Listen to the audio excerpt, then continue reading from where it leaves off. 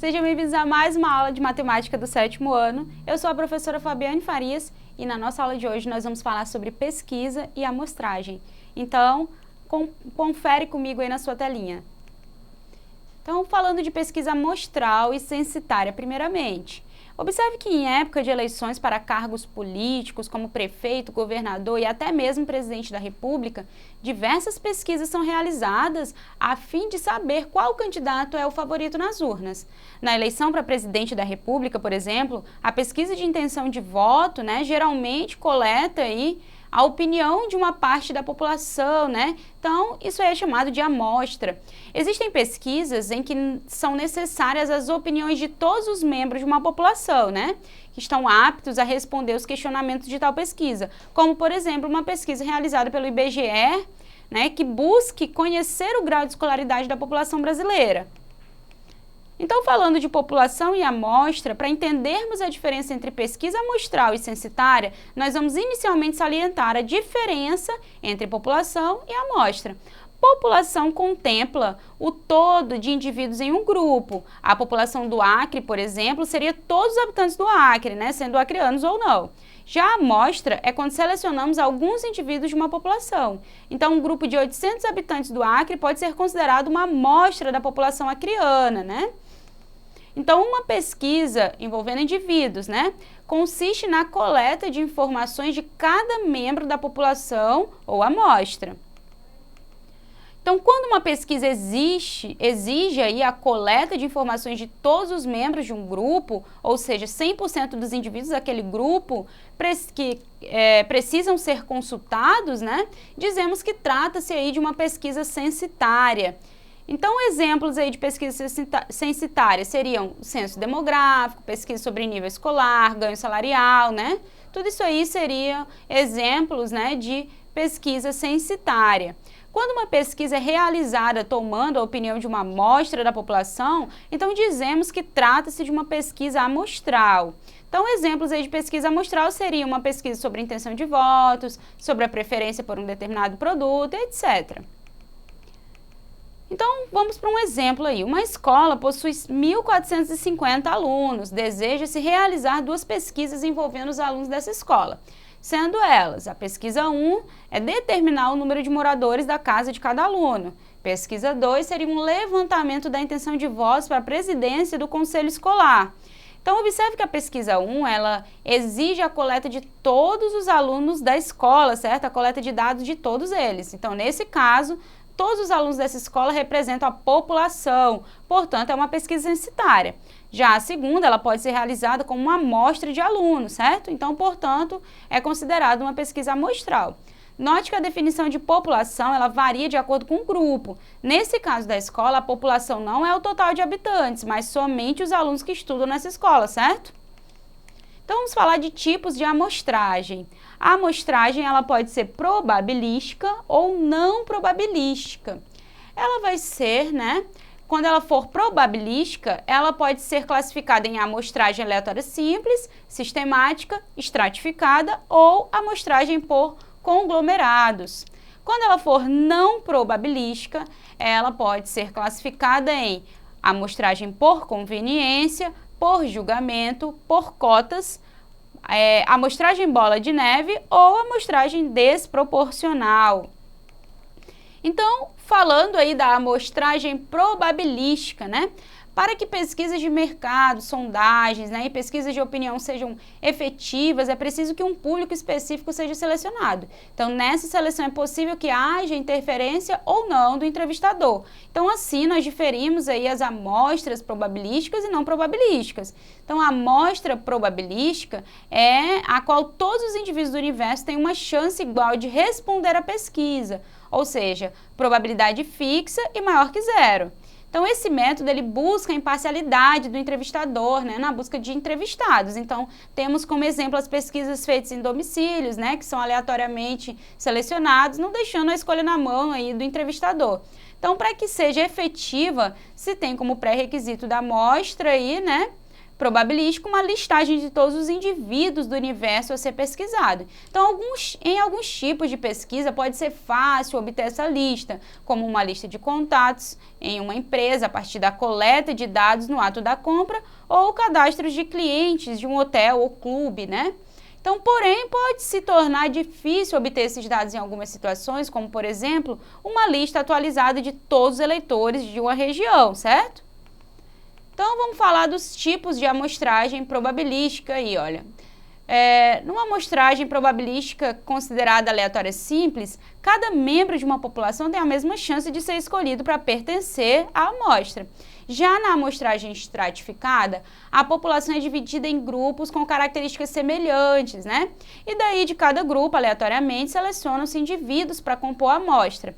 Por exemplo, se uma pesquisa para intenção de votos separa inicialmente a população brasileira por nível de escolaridade e depois seleciona membros de cada nível, ela estará fazendo uso da amostragem estratificada. Já numa amostragem sistemática, os selecionados para compor tal amostra são escolhidos segundo critérios anteriormente definidos.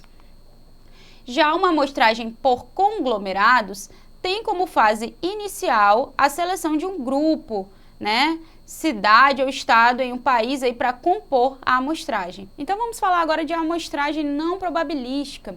Então muitas vezes não é possível obter uma lista do universo de pesquisa. Então esse é o caso, por exemplo, de todos os habitantes de uma cidade ou dos consumidores de um determinado produto. Então são em situações como essa, né, que nós percebemos que se torna quase impossível obter um método 100% probabilístico, por não dispor de uma lista completa e atualizada da população em estudo. Então, assim, a amostra não probabilística é aquela em que a coleta é baseada em critérios definidos previamente, né?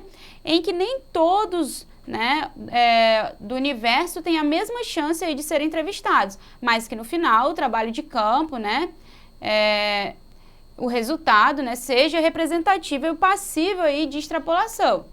Então, um exemplo de aplicação de uma amostra não probabilística são as pesquisas eleitorais. Nesse tipo de levantamento, o procedimento mais comum é uma amostragem por cotas, em que as entrevistas são baseadas em um perfil já conhecido da população. Então, vamos falar agora de tipos de amostragem não probabilística. Então, nós temos aí a amostra, né, por conveniência, como o próprio nome já sugere, são um tipo de amostra que não exige tanto critério na pré-seleção do público a ser pesquisado. Ou seja, o universo da pesquisa não precisa estar totalmente definido para que ela seja efetuada. Já na amostra por julgamento, a escolha dos respondentes aí é feita a partir do julgamento do pesquisador. Então, assim, o pesquisador busca por indivíduos que possuem características definidas previamente para a sua amostra. Já na amostra por cotas, essa vai ser uma forma aí de amostragem muito utilizada em pesquisas de mercado, eleitorais e de opinião pública. Ela é uma amostra que, por meio de cotas, seleciona propositalmente pessoas com semelhanças, né, ou semelhantes características aí de uma população. A amostragem bola de neve, ela vai receber esse nome porque na última pessoa entrevistada, ela já vai indicar ou convidar uma próxima pessoa para participar do questionário, fazendo com que a amostragem se comporte como uma bola de neve, né, presenteando um caráter acumulativo aí na hora da escolha dos respondentes. Já a amostra desproporcional, ela é utilizada quando há grupos e subgrupos que geram resultados com pesos dessemelhantes em uma pesquisa. Então, diferente da amostra por cotas, aqui não há preocupação em ter uma exata proporcionalidade, né, da população estudada. O importante nessa amostra é quanto um grupo dessa população é importante ou não para o estudo aí em questão. Então, como já foi citado anteriormente, aí, né, pesquisas de intenção de voto são exemplos de pesquisas amostrais. Então, imagine uma pesquisa eleitoral para o cargo de presidente da República que entreviste aí 8.000 eleitores. Você acha que o resultado dessa pesquisa é mais confiável em qual dessas situações que aparecem aí? Olha, observe a primeira situação. Vamos pensar numa escolha, né, desses 8.000 eleitores somente dentro de uma mesma região. Na segunda pesquisa, né, na segunda ideia, nós vamos pensar nessa escolha desses 8.000 eleitores distribuídos proporcionalmente à quantidade de eleitores de cada região, então, sendo que todos os eleitores selecionados são de uma mesma classe social.